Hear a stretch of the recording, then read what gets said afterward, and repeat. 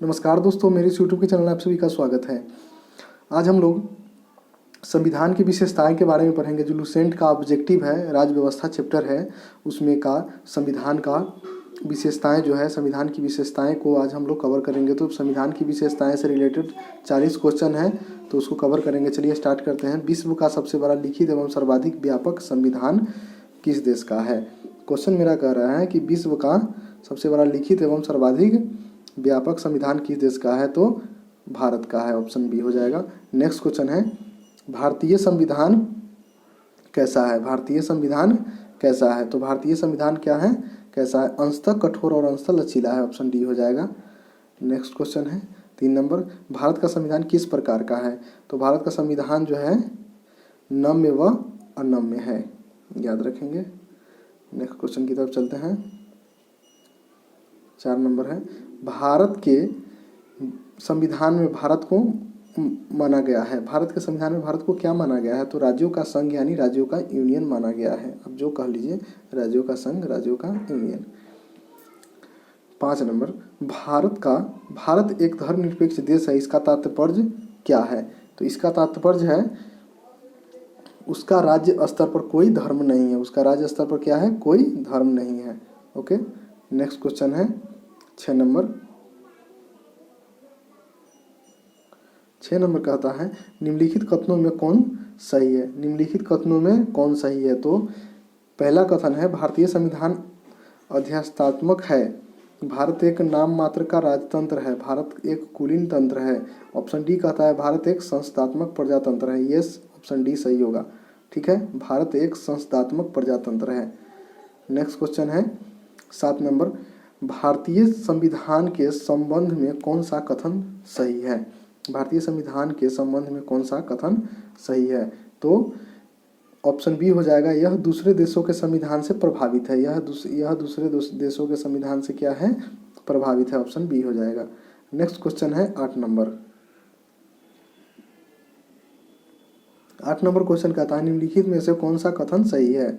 8 number भी question कहता है, निम्नलिखित में से कौन सा कथन सही है? भारत का संविधान भारत में संसदीय पद्धति की सरकार की व्यवस्था करता है। यस, करता है।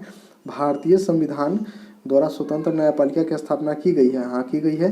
भारतीय संविधान भारत में विधि के शासन की व्यवस्था करता है। करता है।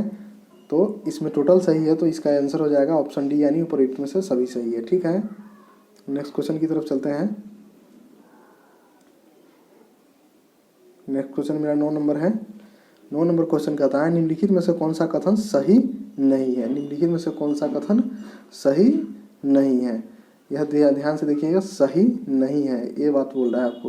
तो इसका भी ऑप्शन डी हो जाएगा, यानी संविधान के परिवर्तन के समय से ही संविधान में मूल कर्तव्य शामिल है। संविधान के परिवर्तन से ही, ऑप्शन डी, संविधान के परिवर्तन के समय से ही संविधान में मूल कर्तव्य शामिल है। नेक्स्ट क्वेश्चन 10 नंबर है। 10 नंबर क्वेश्चन कहता है, निम्नलिखित में से कौन सा कथन सही है? 10 नंबर क्वेश्चन कहता है, निम्नलिखित में से कौन सा क्वेश्चन सही है? तो भारतीय संविधान में कई विदेशी संविधान के तत्वों का समावेश किया गया है। हाँ, किया गया है। बहुत सारे देशों से संविधान में कुछ कुछ जोड़ा गया है, तो ये सब है, सही है। उसके बाद मूल अधिकार, मूल कर्तव्य, ये सब तो मतलब दूसरे देश से ही लिए गए हैं, तो ये सब आपको देखने को मिलता है, तो इसलिए ऑप्शन ए सही है। फिर उसके बाद बी कहता है, भारतीय संविधान एकल नागरिकता का प्रावधान करता है। यस, करता है। फिर ऑप्शन सी, भारतीय संविधान वयस्क मताधिकार की व्यवस्था करता है। करता है, यानी ऑप्शन डी इसका सही हो जाएगा। 10 का ऑप्शन डी सही हो जाएगा। तीनों इसका सही है, तो ऑप्शन डी सही हो जाएगा। नेक्स्ट क्वेश्चन है 11 नंबर, भारत का संविधान है। भारत का संविधान क्या है? तो भारत का संविधान क्या है? कठोर कम लचीला अधिक है। कठोर कम है, लचीला अधिक है। ऑप्शन सी हो जाएगा।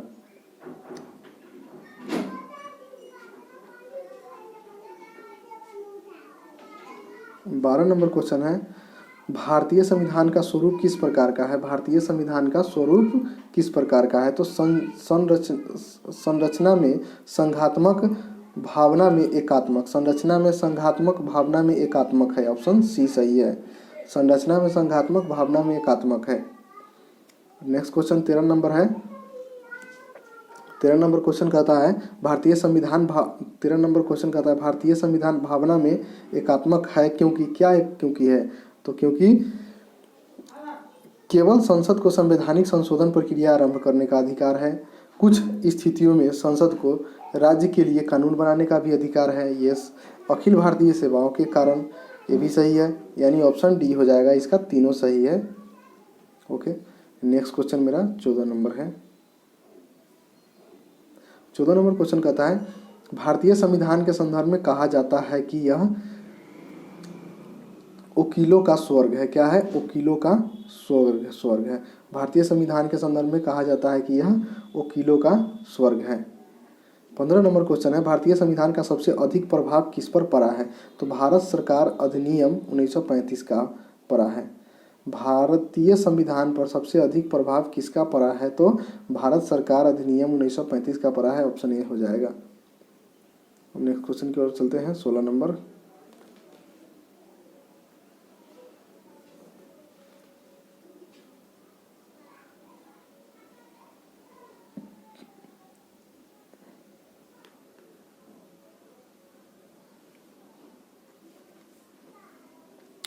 कहता है क्वेश्चन, निम्नलिखित में से यह किससे निर्धारित होता है कि भारत का संविधान परिसंघीय है? यह किससे निर्धारित होता है कि भारत का संविधान परिसंघीय है? तो केंद्र एवं राज्य के बीच शक्तियों का विवरण से यह स्पष्ट किया जाता है। केंद्र एवं राज्य के बीच शक्तियों के विवरण से ही स्पष्ट किया जाता है। नेक्स्ट क्वेश्चन है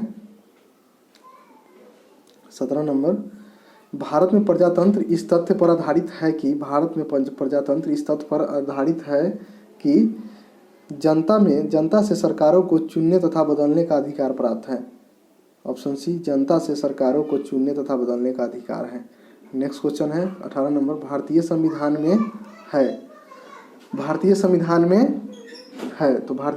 में क्या है? 350 से अधिक आर्टिकल्स है। 350 से ही अधिक आर्टिकल्स है, ऑप्शन बी। नेक्स्ट क्वेश्चन है मेरा 19 नंबर, भारत में किस प्रकार की शासन व्यवस्था अपनाई गई है?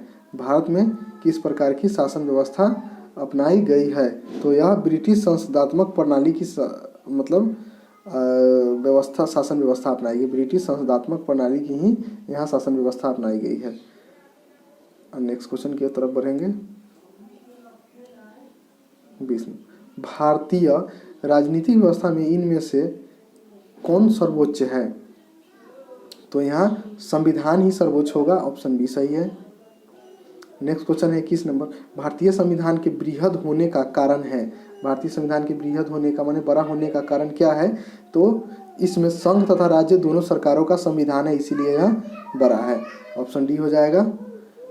22 नंबर क्वेश्चन है, भारतीय संविधान का अभिभावक कौन है? तो सर्वोच्च न्यायालय है। कौन सा है? ऑप्शन सी हो जाएगा। भारतीय संविधान का अभिभावक कौन है? सर्वोच्च न्यायालय है, याद रखेंगे। प्लीज वीडियो को लाइक सब्सक्राइब से जरूर करें। नेक्स्ट क्वेश्चन को 23 नंबर है, भारत में वयस्क मताधिकार की उम्र सीमा क्या है? भारत में वयस्क मताधिकार की उम्र सीमा क्या है? तो 18 वर्ष है, याद रखेंगे। नेक्स्ट क्वेश्चन 24 नंबर, भारतीय संघीय व्यवस्था की एक विशेषता है। भारतीय संघीय व्यवस्था की एक विशेषता क्या है? तो संविधान की सर्वोच्चता है। क्या है? ऑप्शन बी है, संविधान की सर्वोच्चता है। नेक्स्ट क्वेश्चन 25 नंबर है, भारत के संविधान में संघीय शब्द की जगह किन शब्दों को स्थान दिया गया? भारत के संविधान में संघीय शब्द की जगह किन शब्दों को स्थान दिया गया है? 25 नंबर क्वेश्चन है, तो यह राज्यों का संघ। क्या दिया गया है स्थान? तो यह राज्यों का संघ दिया गया है, ऑप्शन सी हो जाएगा। नेक्स्ट क्वेश्चन है 26 नंबर। 26 नंबर क्वेश्चन कहता है, भारतीय संविधान में कितनी सूचियां हैं? भारतीय संविधान में कितनी सूचियां हैं? तो भारतीय संविधान में 3 सूचियां हैं, यानी कौन सूची है? समवर्ती सूची है, आप लोग जानते हैं। 3 सूचियां हैं, समवर्ती सूची, राज्य सूची और संघ सूची। हाँ, याद रखेंगे, ऑप्शन सी सही रहेगा, ठीक है। नेक्स्ट क्वेश्चन है 27 नंबर, भारत का संविधान अपना प्राधिकार किससे प्राप्त करता है? 27 नंबर क्वेश्चन है, भारत का संविधान अपना प्राधिकार किससे प्राप्त करता है? तो भारत की जनता से ही प्राप्त करता है, ऑप्शन सी हो जाएगा। नेक्स्ट क्वेश्चन है 28 नंबर, भारत में वैध प्रभुसत्ता किसमें निहित है? तो यह संविधान में ही निहित है, ऑप्शन डी हो जाएगा। नेक्स्ट क्वेश्चन है भारतीय संविधान की संरचना किस प्रकार की है। 29 नंबर क्वेश्चन है, भारतीय संविधान की संरचना किस प्रकार की है। तो कुछ एकात्मक कुछ कठोर है। क्या है? कुछ एकात्मक है कुछ कठोर है, यानी ऑप्शन सी हो जाएगा। अब 30 नंबर है। 30 नंबर क्वेश्चन कहता है भारत के संविधान के अधीन निम्नलिखित कथनों में से कौन से सही है। निम्नलिखित कथनों में से कौन से सही है। इसमें चुनना है हम लोगों को। ये तो थोड़ा छोटा करना होगा, इसको कर देते हैं हम लोग। हाँ, दिखाई दे रहा है।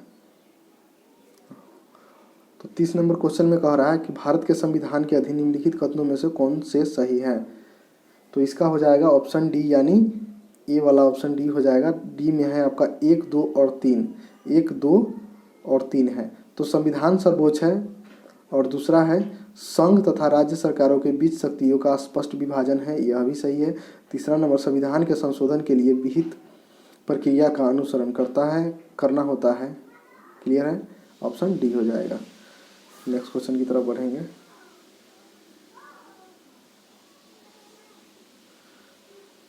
और नेक्स्ट क्वेश्चन मेरा है 31 नंबर।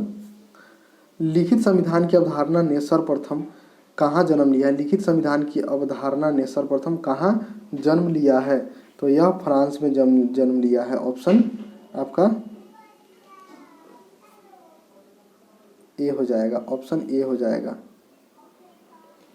अब नेक्स्ट क्वेश्चन की ओर चलेंगे। नेक्स्ट क्वेश्चन मेरा है 32 नंबर। निम्नलिखित में से कौन सा एक भारतीय संविधान का दर्शन नहीं है।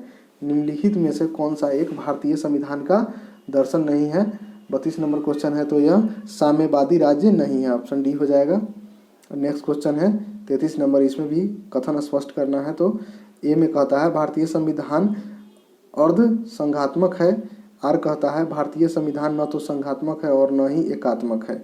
कौन सा कूट इसका सही होगा, वो आंसर आप लोगों को देना है। तो इसका कूट ए सही होगा, यानी ए तथा आर दोनों सही है, तथा आर ए की सही व्याख्या करता है। आर ए की सही व्याख्या करता है। आर ए की सही मतलब आर जो है ना, ए की सही कहता है कि भारतीय संविधान अर्ध संघात्मक है। तो नीचे वाला ऑप्शन आर कहता है कि भारतीय संविधान न तो संघात्मक है और न ही एकात्मक है। ये दोनों क्लियर कर दे रहा है। तो 33 नंबर क्वेश्चन का ऑप्शन इधर मेरा सही हो जाएगा ए। ठीक है, अब नेक्स्ट क्वेश्चन की तरफ बढ़ेंगे। नेक्स्ट क्वेश्चन है मेरा 34 नंबर। इनमें से कौन सा भारतीय संघीय व्यवस्था में एकात्मक तत्व है।